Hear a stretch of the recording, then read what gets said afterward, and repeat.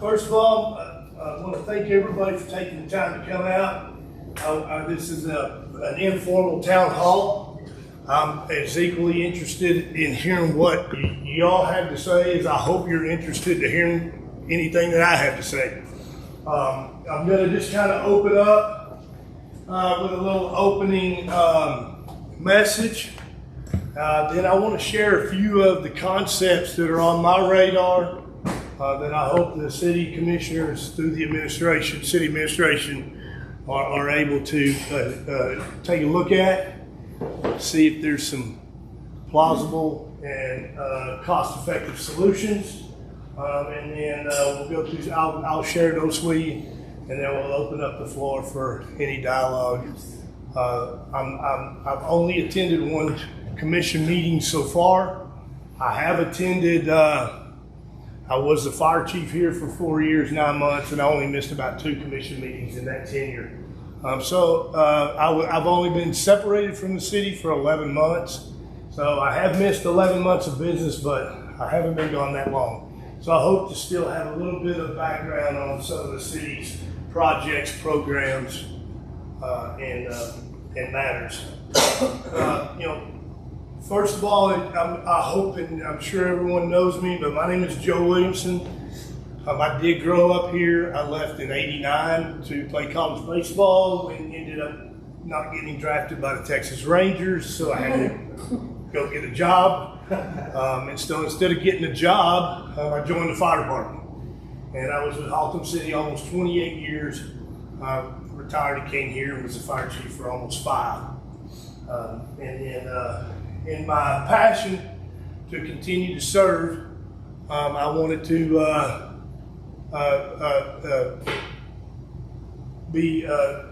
contribute to the city commission and contribute to the guidance, direction, and influence, hopefully, to the direction the city of Eastland is going today and in the future.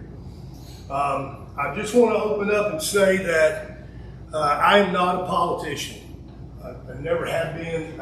It shocked me every time I drove down the road and seen my name on a political sign. I am a server. I'm bringing my passion from service from the fire service to the commission board.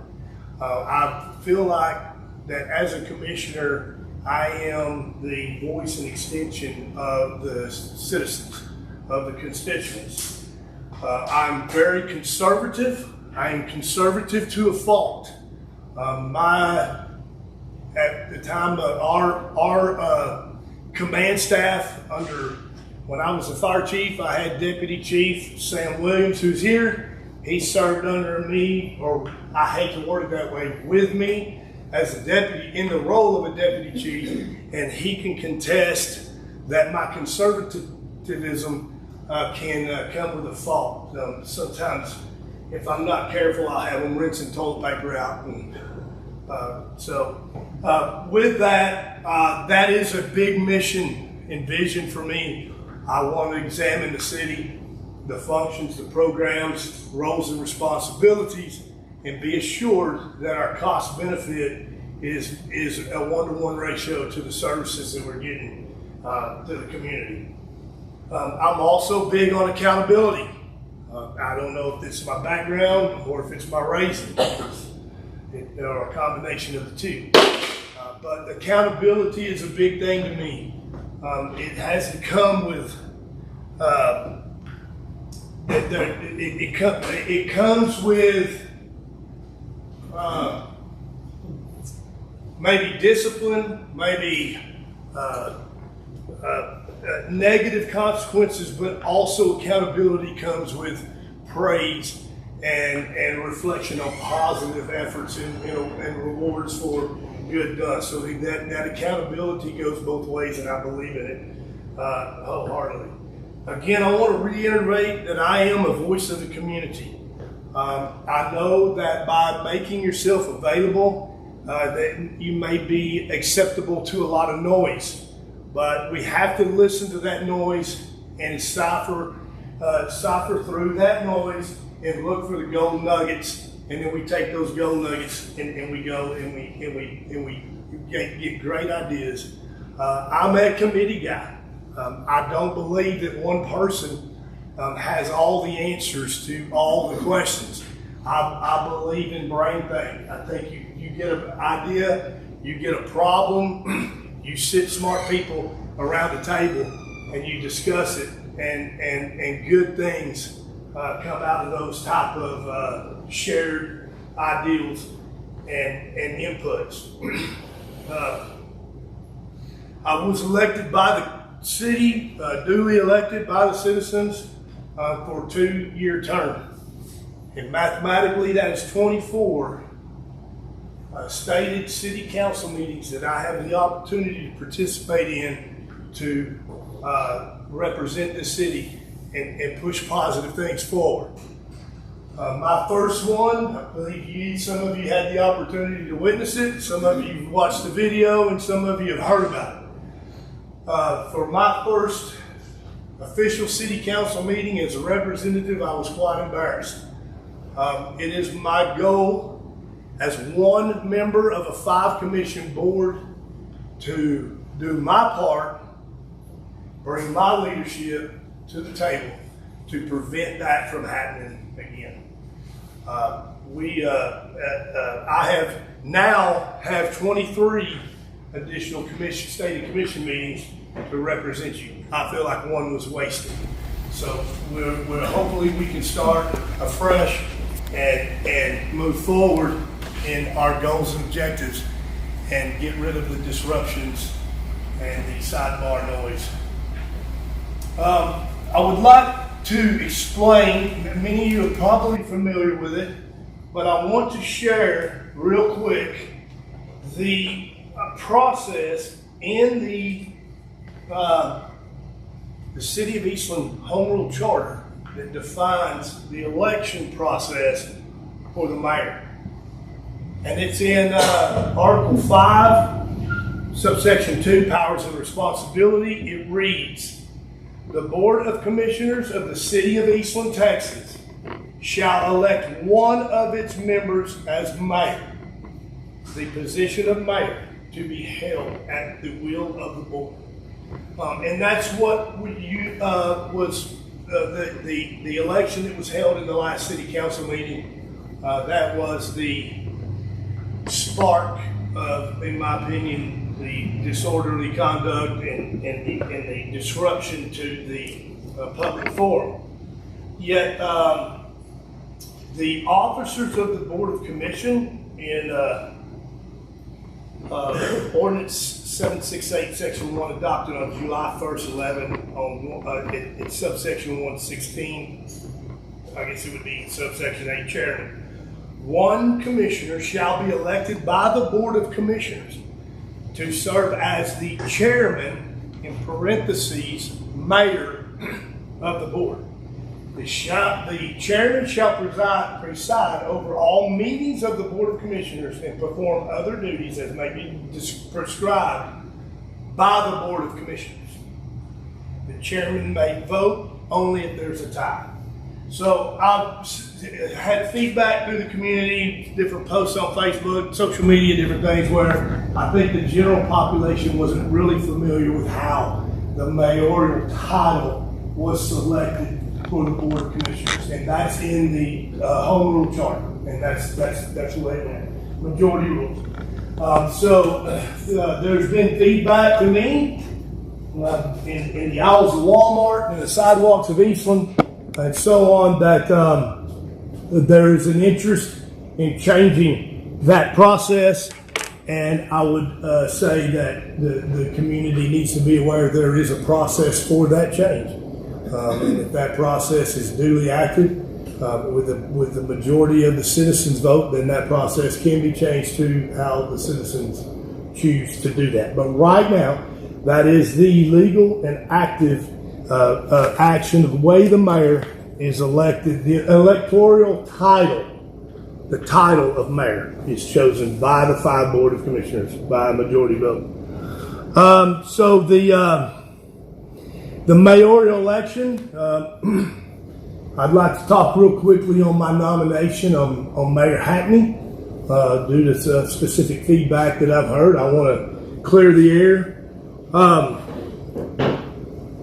During my campaign to be elected for the election of the City Commission, I had a tremendous amount of feedback from my constituents and supporters.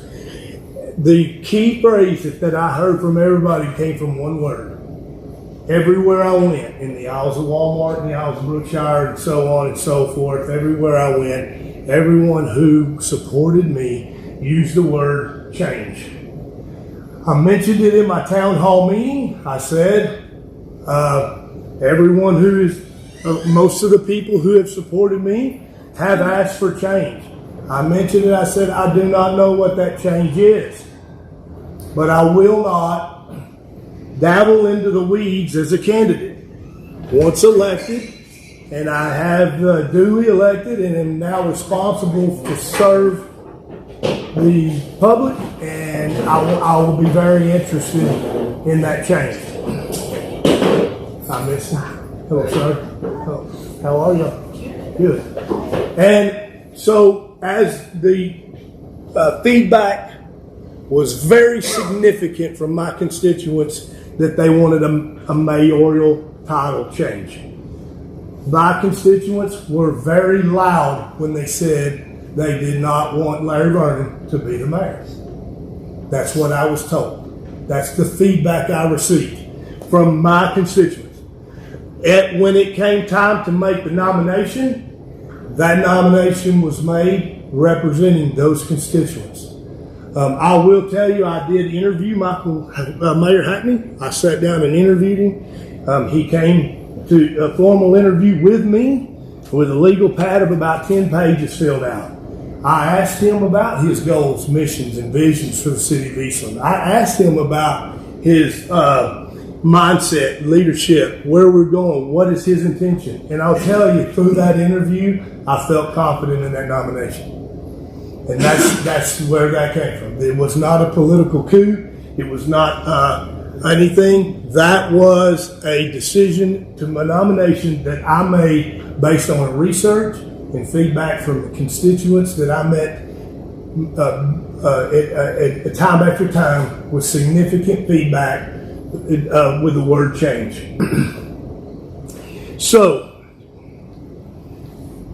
this is the meat and potatoes of where I want to come to the table today. As one of the 5 commissioners on the board, it will be my primary goal to unify this board. I don't know what that looks like, but I am coming out publicly and loudly to ask the other 4 commissioners to lay aside their personal diversities, their personal animosities, and unify this board.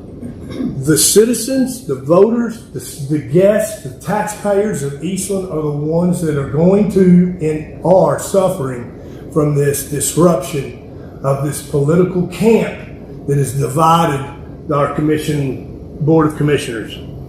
I attended the Golden Deeds banquet on Friday night. We had 3 commissioners. We had commissioners sitting at 3 different tables.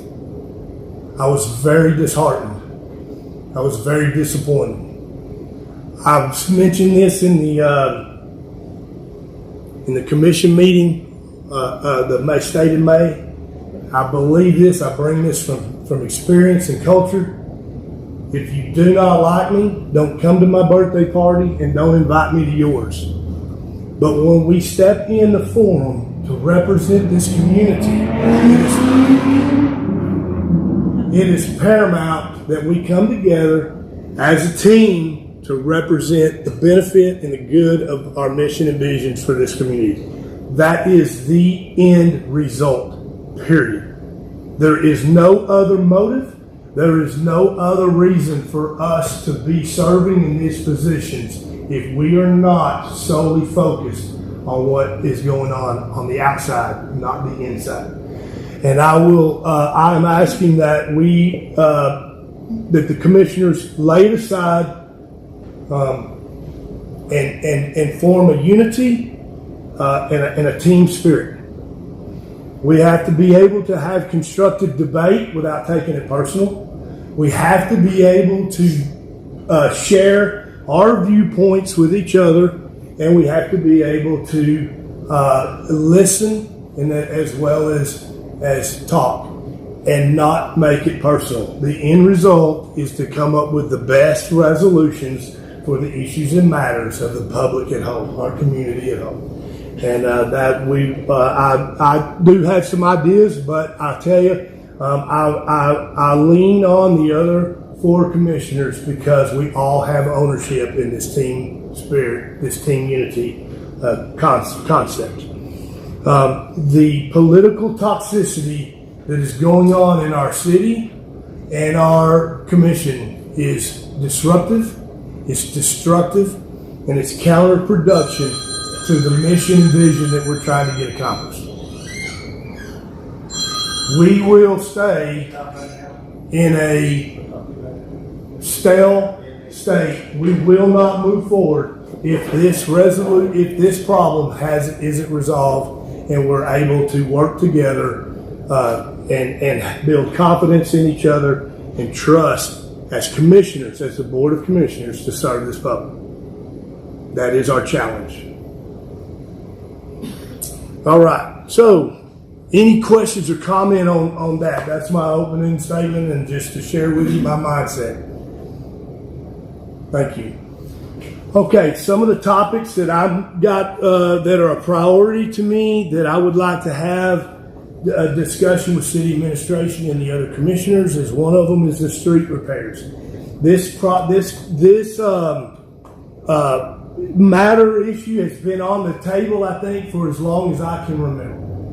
I don't know. I'm not real familiar because I haven't had the opportunity to do a lot of research with this. But on the outside, as a citizen on the outside looking in, I feel like that this needs to be a strong topic of discussion where resolutions are found. The Band-Aid, so to speak, is not stopping the bleeding. I don't have the save-all, catch-all right now, but again, I like to lean on those committee brain thinks. We have subject matter experts here in the room that work for Public Works. They know what works. They know what don't work. They should be involved in some of the meetings to get the feedback on where we go. But I just feel like the Band-Aid is not stopping the bleeding. We're going to have to sit down, make this a priority issue. The answer is funding. If it's funding, that contingency plan needs to be built to support that funding. It's time to. I mentioned it in my town hall meeting during the campaign. I like to see about focusing on priority streets, high traffic streets, from the elementary school around the hospital. I don't know if you have any experience. I know some of us first responders do. It's a heck of an ambulance ride from Main Street to the hospital. So when you got priority and emergencies, that street does not do us any favor to getting patients to that emergency facility. So that's one of my, and again, the purpose of this is if you got the ideas, we're all ears. I think there's a lot of smart people here, a lot smarter than I am, and I'm all ears. My second matter of the issue is our bulk water sales. The city of Eastland sells bulk potable water. So the matter that I have with that comes from my conservatism. I don't have the facts right now. I'll be acquiring those as soon as city administrator has time. But we have lost a significant amount of revenue off of unpaid ticket sales from bulk water. So I don't know and want to point fingers and blame everybody or anybody, but some of the maybe potential habits that I've seen is contractors come into town, they get a contract for a construction project, They come to the fire station, they buy so much bulk water, they complete the project, and they go back to their big city, wherever they're from, and we don't see or hear from them again. And we, as a city, don't really have a strong mechanism to chase that rabbit through the briar patch and go and recover those funds. I do believe in selling bulk potable water. That's what we take out of the fire hydrants. It's potable water. If it's distributed in a potable water container for human consumption, that's one thing. But to fund potable water construction projects with potable water is I think we're not, the city's not getting their positive return on unpaid invoices, and we do have other private industry mechanisms in the city for purchasing non-potable water for construction projects. That's another thing that I'm real big against. The city government cannot compete with private industry. When I became the fire chief, we built a policy where we unlocked vehicles. I called all the record service. I called, there was a locksmith in Cisco who said he was out of business. He was no longer doing it. And so that was a service that the fire department provided because no service was provided in Eastland, the city of Eastland. So if somebody was traveling through from Fort Worth and they locked their keys in their car at Walmart, that was a major, major deal for them. Very expensive. And I thought, with not competing against any of the record services or any other private industry, we would provide that service. And so once, if any private industry wanted to become a locksmith or whatever, I would encourage the fire department to discontinue that service, unless it's an emergency only. We would unlock a vehicle if a child was locked in or something that had credentialed as an emergency. We can't compete against private. Government cannot compete against private industry. So the other thing that I have is going to be a top, and it's not because of my background, it's because of some feedback that I've gotten and some serious concerns, is the city is going to have to address our fire protection in the city of Eastland. Right now, I just received the roster. The volunteers currently have, there's 9 volunteers in the city of Eastland. We have 3 paid staff that work 1 paid staff a day, and they do not live in the city of Eastland. And so it's my understanding, informal information, but there has been some fire department meeting that they're looking at voting off more members. When you look at the roster, I don't want to get into any Title VII, anything like that, but when we look at some of the 9 volunteers we have, we look at training and capability.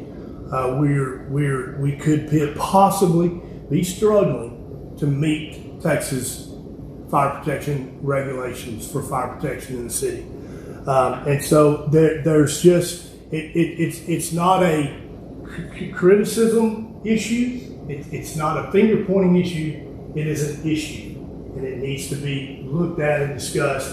And I'm sure the current fire chief, the fire chief from Cisco, all around, even as a career firefighter, we used to get the periodicals and papers. This has been going on for a long time.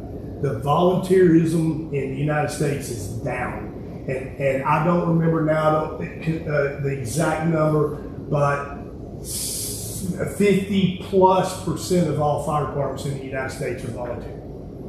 It's really up around 70 or so are volunteer, and the membership is declining, and many cities and organizations are struggling to meet these same challenges that the Eastland Fire Department has, and we need to help them.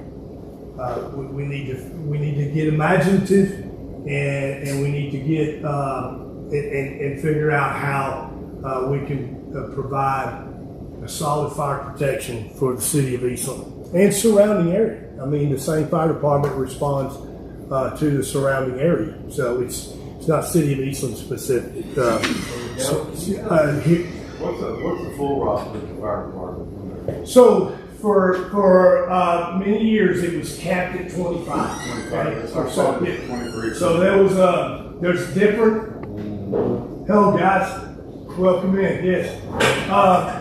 There were several schools of thought on why it was 25, but there was 25, and then as we in participating as the fire chief in that organization, we had several meetings with city administration and commissioners, and we kind of bent those numbers a little bit because we had different roles, right? So we had some people who were members of the fire department, and it allowed them to operate the vehicles, but they weren't really firefighters. And so with that, we rolled the roster up, correct me if I'm wrong, Sam, to about 32, 33 people at one time. And so it varied from there. Don't get me wrong, I'm not saying we were the same when we did it, but I mean, at times it varied. We got down low too, but right now, I think in my experience, in my background, this is a red line. This is a red line, and so we need to focus on and just get them adjective. We need to work with the fire administration, city administration, and see what the answers are. A lot of times, just throwing a whole lot of money at it ain't the situation. It's processes and procedures, programs, influencing the high school. You know, we got to get out and get attention to us and make it appealing some way, somehow, for people to feel rewarding to volunteer their time there. So that's I hope to have some good with that. The other thing too is I just want to briefly mention is I would have been a city employee my entire career. I came up through the ranks, firefighter all the way up to battalion chief, and I've represented our members in different organizations, in the Firefighter Association, and we did. And one of the things that I find, and again, this is not a finger pointing, this is not a fault finding. I'm just I just want to share with you what's important to me. And what is important to me is employee satisfaction. And we have to take care of our employees. In lieu, going back to that accountability word, our employees take care of our citizens. We settle up every 2 weeks, if you will. That's what we say. Every 2 weeks, the city cut me a paycheck, and I had to be sure that in that 2 weeks I settled up, and I feel like I did. I got the scars to prove it. But anyway, we have to have employee satisfaction. I'm not saying this for to spread disharmony to my peer, Commissioner Vernon. But statistically, I see red flags when somebody says I've been serving the city for 22 years and I've worked with 6 city managers. Statistically, the life expectancy of a city manager is 3.67 years, if you do that math. Now, obviously, that might not be the case, but statistically, we have gone through 6 city managers in 22 years.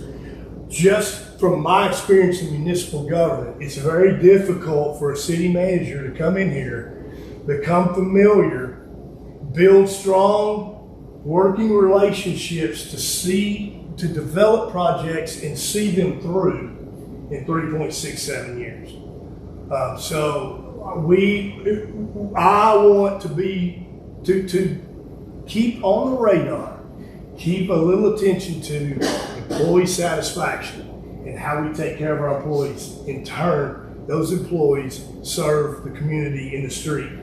And I want to add, with a smile. Those are free. We will serve our communities with a smile. The employee, my kids, I raise my family, I raise all on taxation dollars through the fire department, through a city job. And I was able to do that because of the community, because of the citizens. If the citizens aren't there, then there's no reason for that to exist. So we serve them as a commissioner. I want to do my part and have my influence to see that we have employee satisfaction through and through. And with that, That's my topics, and I'm open for any discussion. Mr. Holliday, would you like to add anything to my city manager thing? I know you have intimate experience with that, so if there's any correction, I would stand corrected, but that's my mathematical kind of statistics building I there. haven't kept track of the time, but it's been approximately, I think, for the past 3, about 5 years. We had a very unfortunate situation here in the 80s where we had a city manager who had gotten in a lot of legal trouble in another jurisdiction. Yes, sir. And I think that cut that tenure pretty short, probably skewed with average.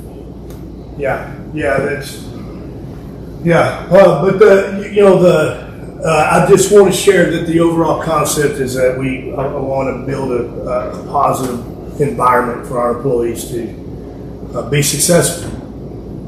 I came unprepared to speak at all, but with a little over 5 years, maybe 6 years that I've known Joe, because I just got to know Joe whenever we came back from Halton City. I can tell you that my relationship with Joe in that time period, without a doubt, I can tell you that Joe has the heart and soul. Every policy change, every meeting that Joe attended, city officials, county officials, law enforcement, they were all focused on making the service we provide to the fire department better for the citizens, for our customers. And I can attest as a friend of Joe's that I believe his heart. He's only one person on that commission. The reason he's on that commission is to do the same thing for the city at large that he did to the fire department. Thanks, Sam. Is there any other feedback or any discussions? Anything that anybody wants to add? This is your forum. Yes, sir. Joe? Oh, I'm sorry. No, I'm sorry. Hey, Joe, I wasn't able to vote for you, but you know you would have my vote because I live out in the county. But as you know, I'm a big servant for the community, inside the community. I do a lot. And like you, I hear a lot of things too before the election came up and with the election. And it was a big disgrace to our community when that happened. I was there. And that was a big disgrace. That was heartbreaking. And it put a sour note in our community. And you know me, I love my community and I love doing whatever I can for my community to bring people together. But there's a cloud hanging over our community right now. And I hope you can clarify that today because the way you're talking today is amazing. But I want all this divisiveness to go away because what I see in the community is a strong community. And I love this community. And you know, and a lot of these people here know, I try to serve my community in any possible way I can. And yes, you know that. But today, I came here today to put something to rest, Joe, with you and Mr. and Mayor Hackney. Get this out of the way because the word is that you conspired with Mr. Hackney, which I don't get involved with politics, but I want this to go away. To bring our community back. But there's rumors down the line that you and Mr. Hackney wanted to get rid of our city manager and get rid of our police chief. Now, I've known Mr. Pitts for the longest time. I think he does a great job. I don't know Savannah that well, but I support her, and like I support Tim Pitts, and like I'm going to support you or anybody else in this community. But when you have a cloud hanging over our community like this, it doesn't bring the community together. It keeps us divided. So here, what I would like for you to tell us in your own words and in your heart, is that still part of the plan that you're going to do that? That you all going to try to take him out and put this to rest? I want it to put to rest. I'm tired of hearing about it. I'm tired of hearing about all this divisiveness in our community because what I see in this community is a strong community, and I want it to come back strong. And I think today, in this town hall, with your words, I don't know about Mr. Hackney or what he says, but with you, being a supporter of yours, are you still going to try to get rid of Tim Pitts as our police chief? And are you still trying to get rid of Savannah Fortberry because of the rift that's going on between y'all? That's my question to you. Hey, I'm a supporter for the community. I just want all this crap to go away. Okay? Yeah. And I'm not here to devise anything or to start trouble. I'm here as a supporter for the community, supporter of the city, and with your own words, if you can put this to rest tonight. Thank you, sir. Hey, and I appreciate you bringing this to the surface to give me the opportunity, okay? Yes, sir. So, you know, one of the things that I try to stay way out of, okay, because it's political treble hooks, is the word rumor and perceptions, and that's what you're talking about, okay? Yes, sir. So I would challenge you to say who started those rumors. Because you said I did, and then Hackney had, okay, but here's the deal, I did not, okay? Now, I will say, I think when I was elected to the commission, I might have to say that there were probably some serious concerns for people's employment career here, maybe because of the way they've done people, okay? Maybe it's because of some of the things they've done, they thought, this guy played chess. Okay? Now, I will tell you this. I was challenged to the same question, so to speak, in the commission meeting when I was pointed at by Commissioner Vernon and asked, are they safe? Are they safe? And I'll tell you right now, I'll say this out loud. Nobody is safe. You have to perform every 2 weeks to get that check. If I say you're safe, and you put your feet up on the desk and you don't do nothing from now on, guess what? I become a liar. Because what was one of my key points of my leadership is accountability. You can do the job. If you can't do the job, we train you. There's only 3 reasons somebody can't do a job. They don't know how, they can't be trained, or they don't want to. And I can fix all 3 of them. Okay? I will tell you right now, I have no personal vendetta as a commissioner against those people, against those employees, all right? In the event, and I'm just speaking to respond to your rumors, in the event someone was terminated, when you read the case, I'm a civil service guy. See, I don't fire people because they don't drink the political Kool-Aid. Follow? I don't do that. There are times when people are not meeting the objectives, the mission, and the vision, and the goals. And you build a case, right? You document, and you say you're incapable. You're either incapable because you don't know how, or you haven't been trained, or you don't want to. And we can fix all 3 of them. And that has nothing to, you can take the names out of your rumored concern. You can take the names out of it. That goes for everybody.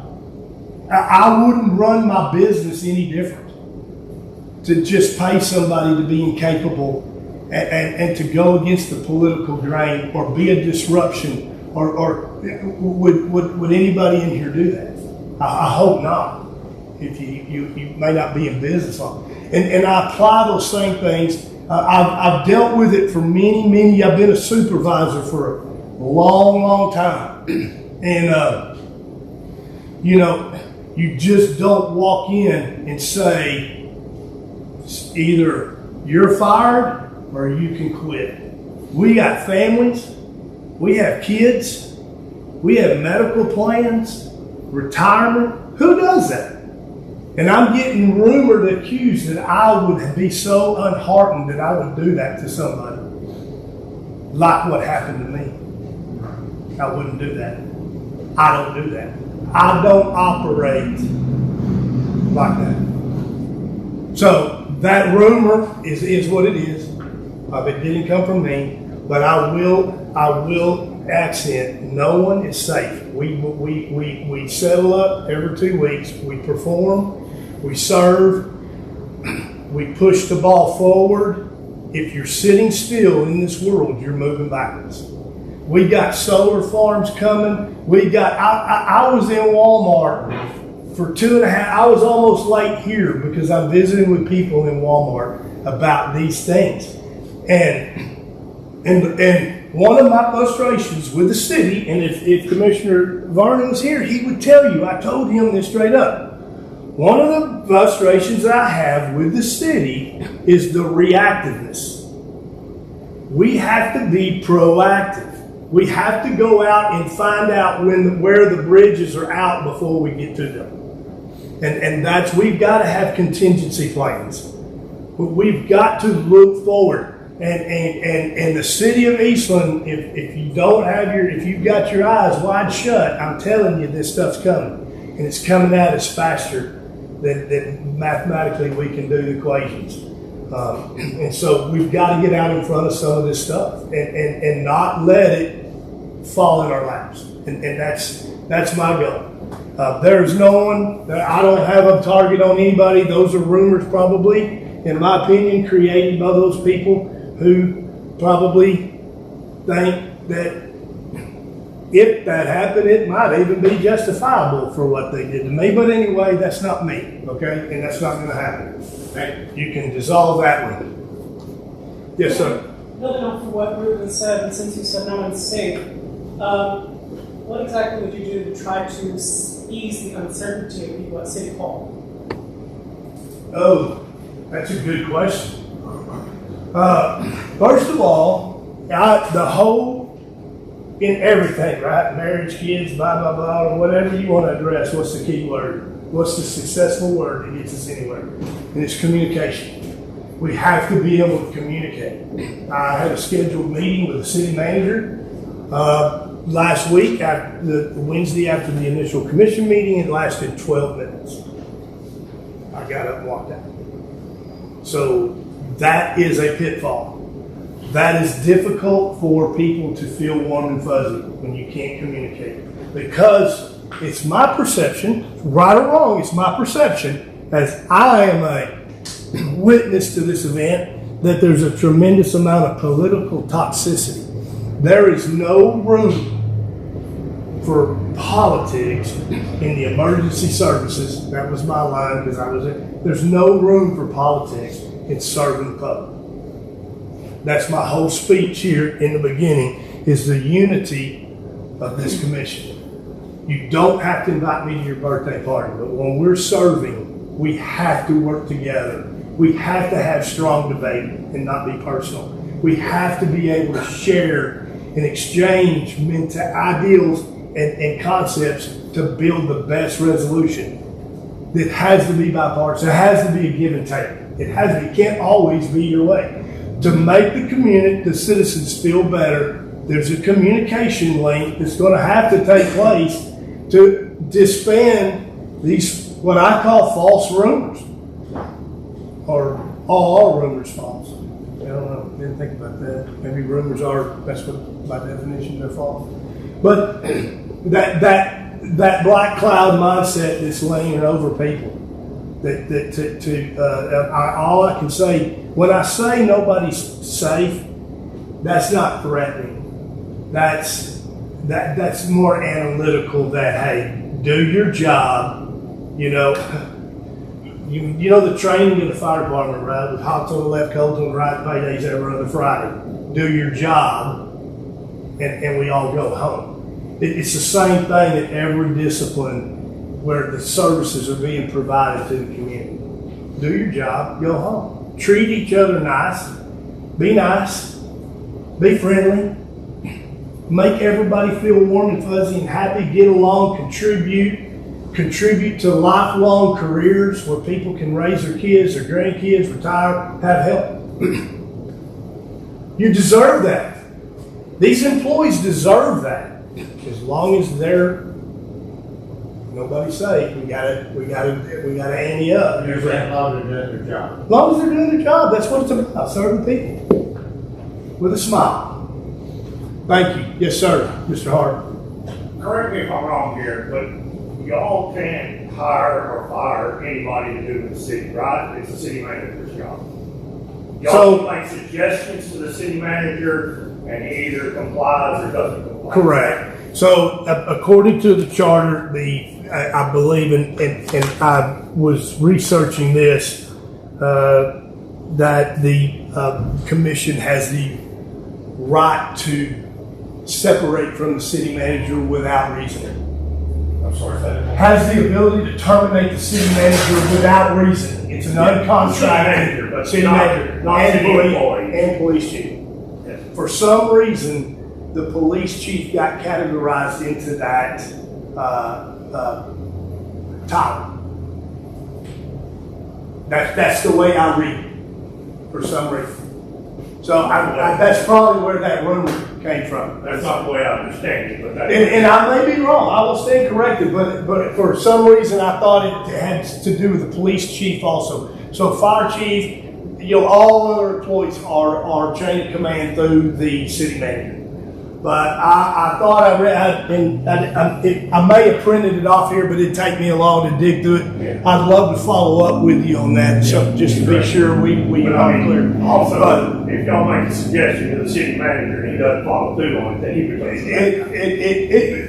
and I say again, because this is very important to me, man, that has to come with reason. That has to come with reason. Yeah. I just don't have it. I've been an employee of a municipal government 35 years, man. I've seen a lot of employees do a lot of bad things, and they get second, third chances. So I'm in on that. Now, obviously, to a degree of wrong, there's certain limitations, but I believe in. But you have to be able to have a mechanism to exchange that goals and objectives are not being met. We need it, right? In my opinion, where does frustration come from? It's not the problem.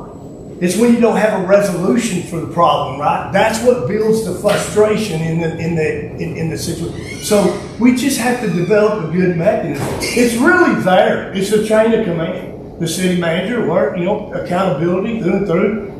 I didn't make it up. It's been here a long time, and that's the thing. And again, essentially, the key word is communication. To be able to set expectations and goals and go for them. We're not perfect. We can't meet them all, but you come to the table and say we tried this and it didn't work, and we work together. It is all about this. That is what is so disheartening and frustrating to me, is to watch this distraction when you guys had nothing to do. Stop it. Exactly. Stop it. Stop. Like Mr. Ross said, we're never going to fix anything. Shake my hand. Yeah, stop. Shake my hand in the meeting, and we walk out on the sidewalk. Do what you want to me. Okay? I'm Joe Williamson out here, commissioner in there.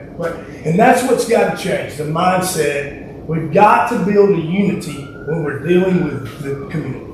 Outside of that, you want to ignore me in Walmart, so be it. But again, you've got a lot of people sitting out here that are hearing all of this. Well, they're like I said, they're picking sides, and until you or the city commission or whatever goes to that group of people and makes them feel comfortable, that's not going to go away. I mean, if they've got something going wrong, I'm with you. You send them down the road. I mean. But after 3 strikes, right? Well, it's not one strike you're out. I'm not even a 3-strike person. But that's the way we work, right? And we communicate, we train, we may not have the tools, but the tools may not have been provided to be successful. Let's talk about that. We can't just come in and start cutting people's heads off because of whatever reason. I've done this for a long time, and I don't mean to kind of caveat on that, but these rumors have been pretty disheartening to me and so I hope that this is a mechanism where we all leave here and share that idea and blow that black cloud away. And then the next thing will be the actions. Because we can stand up here and talk all day long. Sure. It'll be the actions. And I ask that you challenge me to my shared mindset of my concept of unity. I don't mind being held accountable. Well, I challenge you right now, man. Let's get this deal. I've been held accountable my whole life. I got a question. I'm sorry, would you say I'm interrupting? I said I challenge you right now to help get this city commission Challenge on. balanced out. All of you, not just you, everybody. Well, I caveated, I'm only 1 of 5, but. Yes, sir. No, I But understand. my goal will be that we've got to, it's got to stop, period. Yeah. I mean, y'all know. We've all said, talked about it. But- on the other night was embarrassing to the whole community. And that can't keep going on. No. Well, and I say this loosely, but if that's the case, that I challenge the city to step in and take the corrective processes and procedures to fix it. And if it's me, so be it. But if it, whatever it, because it can't go on. It's counterproductive to what we're here for. Yes, sir. I got a question. Yeah. About that unity, if the unity doesn't happen, and I'm not saying just for you, Yeah. No, I understand. do we have a mechanism in place to replace? Yes, there If is. unity is not. Yeah, there's processes and procedures that are, it's in the charter, yeah. There's And that's process. the last resort, Yeah, I understand Yeah. reality, I mean, it is just but, something- but, You see I mean, that, there's, I'm sure there's legal processes and procedures, but, And I'm not saying well, we should just jump on that, no, I hope not either. I think just like I think we should all get an opportunity to rectify. I agree and- 100%. And, so that's, anything else to that? Addressing what you said earlier about the streets and stuff, people don't realize how old these streets are. A lot of these things were done in the 1900s and 20s and all that kind of stuff, and they've been band-aided over for years and years. They're going to be rough streets unless you can tear them all out. We don't have funding for all that stuff. At one time, we had a grant for it. That's all it was. Yeah. That's what we're trying to hustle to get. And tell you, whenever people always say, well, I've got worse streets in town. They need to go to Cisco, they need to go to Grayfield. Them people over there are perfect. And there's just 2 people in the street department to do the patching, the road construction, the shredding of the airport, the whole 9 yards, and anything else that the water department can't handle, falls back on the street department. Yeah. So it's a pull from one direction, but they don't ever come help the street department do anything. There's like 6 guys in the water department, 2 guys in the street department. Whenever I went to work for the city, we had 4 guys in the street department. And I don't mean to interrupt you, but that's some of that contingency planning, right? Those are those things that have to be put on the table and put underneath the coconut shell and shook up and then prioritized them. I moved here in 1974. We had 1 firefighter on duty. 2026, 1 firefighter on duty. The demands of the emergency services, the demands of the public on emergency services have grown exponentially. Yet tonight we talked about some of the challenges in attendance and staffing. And so, and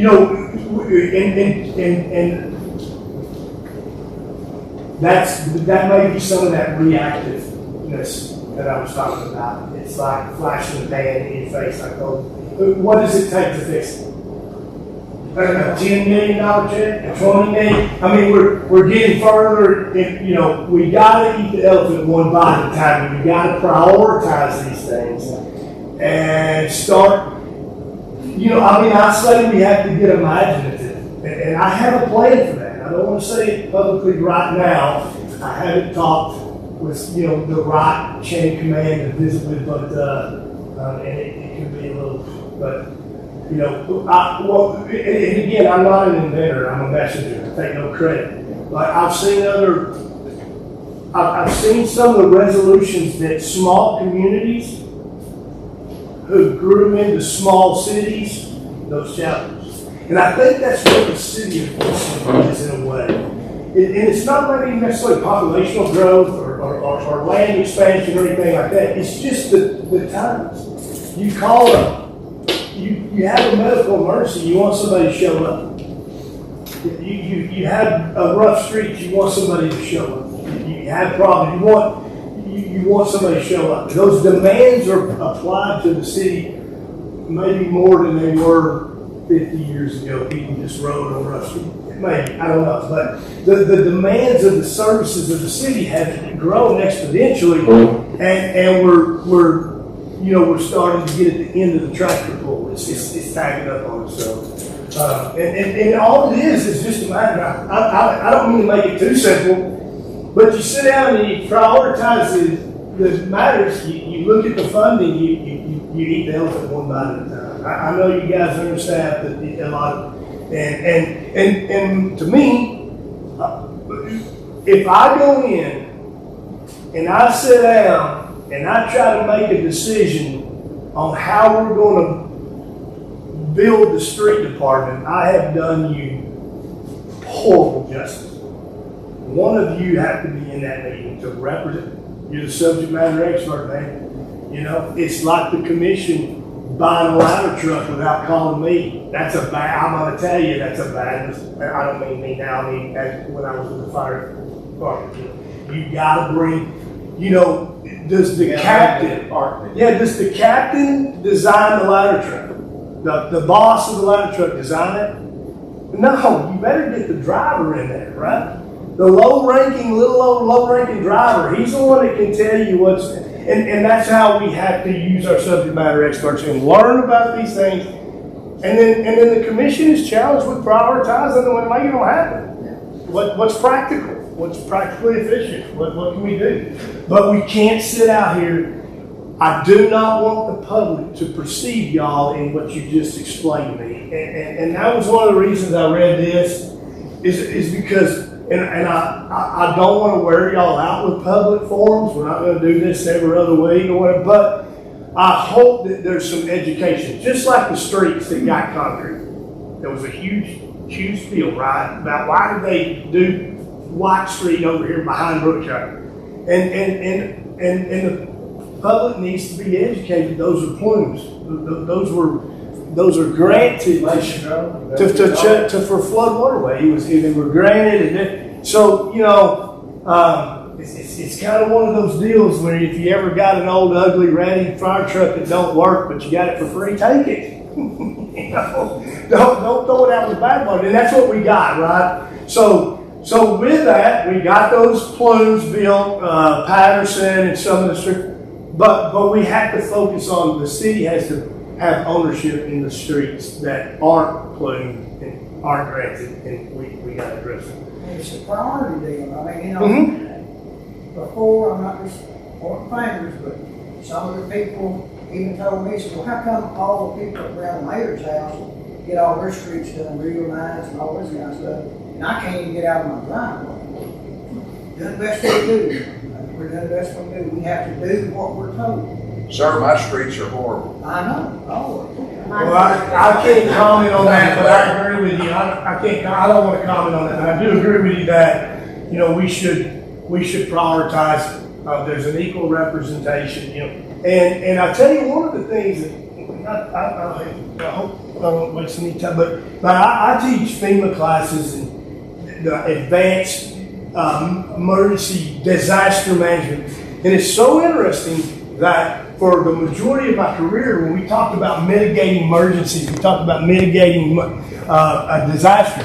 You know who the role players were? Police and fire. Police and fire. So in the latter part of my career, as I got into emergency management, I work for Texas A&M, the Teach Extension, as an instructor.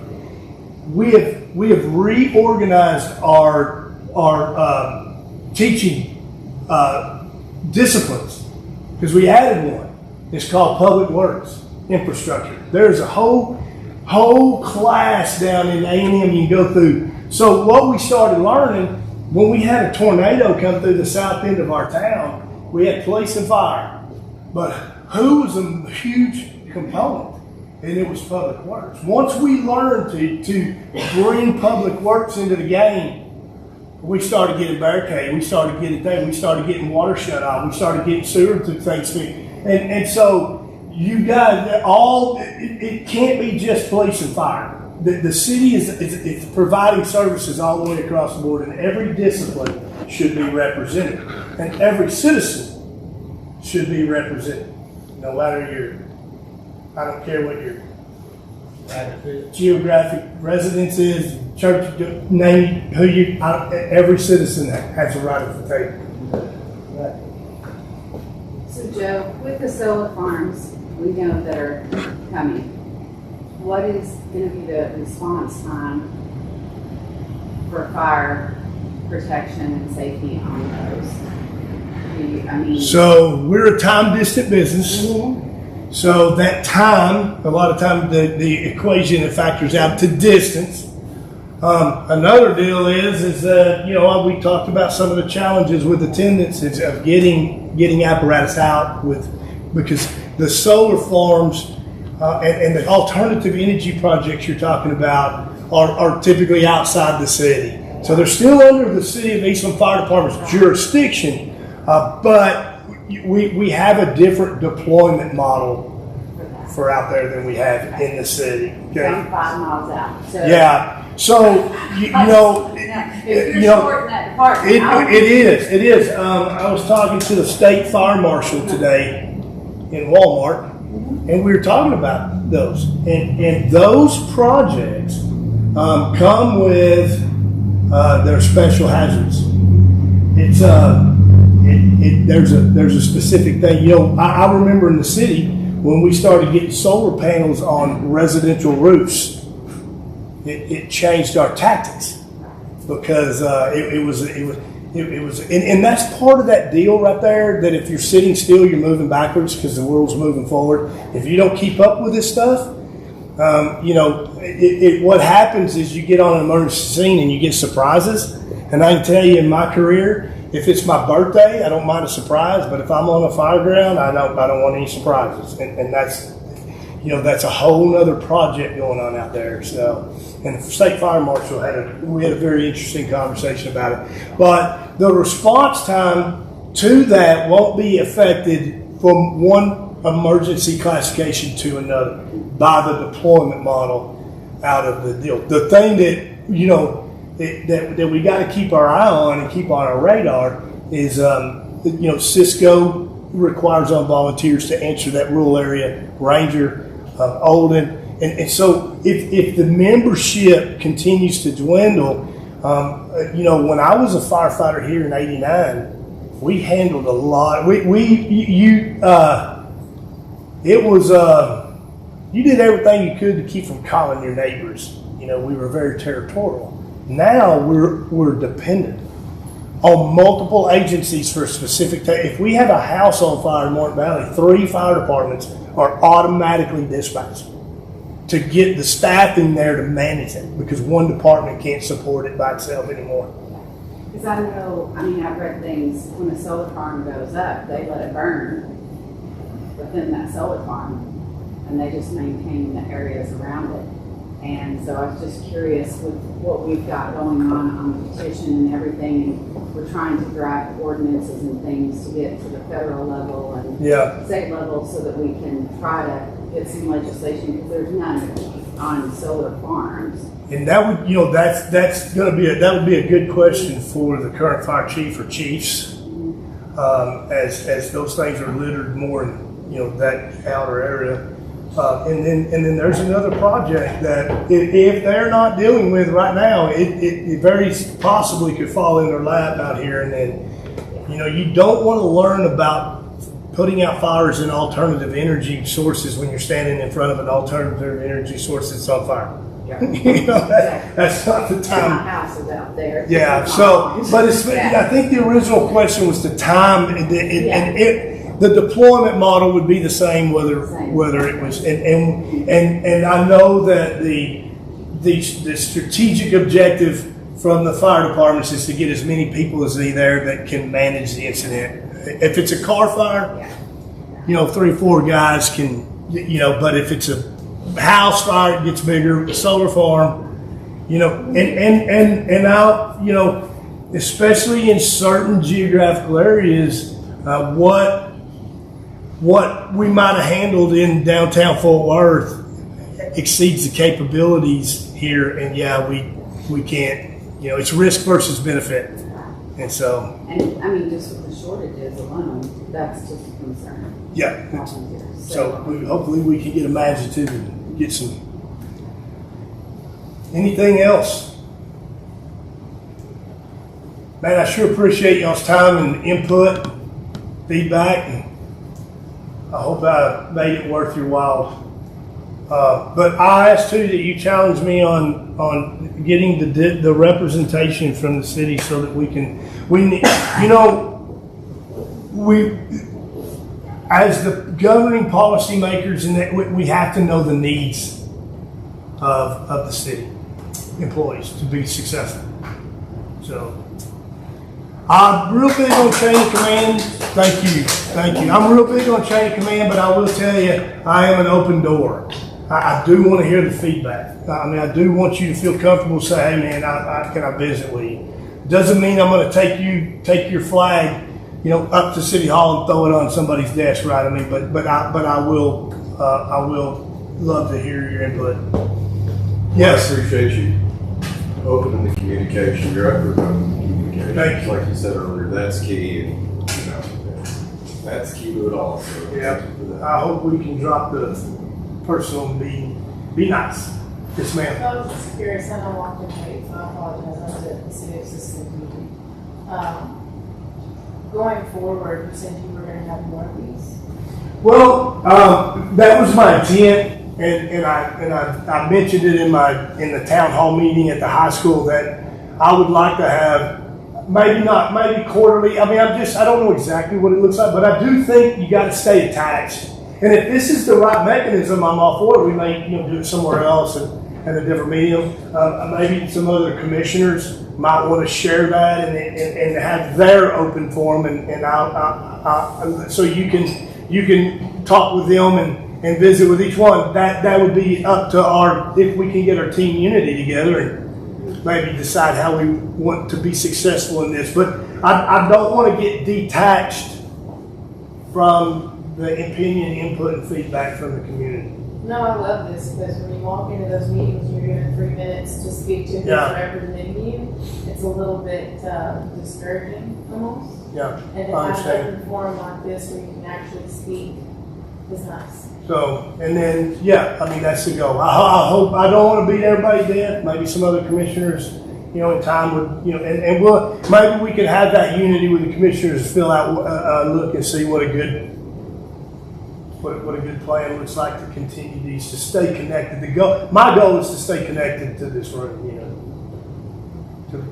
because I know what I want to do, but I was just one of my own votes. You know, there was a vote. There was some other votes in there that got me where I'm at. So I want to hear from those people too. I think communication is the key, and what you're doing is stepping out with the citizens and giving everybody a chance to. That's with any business. You're going to make it, especially in a small town like this. You've got to be able to communicate and be with the community. And I think this is a big step in the right direction for Eastland. Thank you. Anybody else? I don't want to. Yes, Ruben. Oh, I'm sorry. I'm ready. Thank y'all. I appreciate y'all's time, and I'm open to. I put my phone number on Facebook. I don't know if that was a good idea, but again, there's a lot of noise. Yeah, I'll sift through the noise and get to the nuggets, and hopefully. But I want to be approachable, and I want to be representing not represented. Thank y'all. You did great work, man.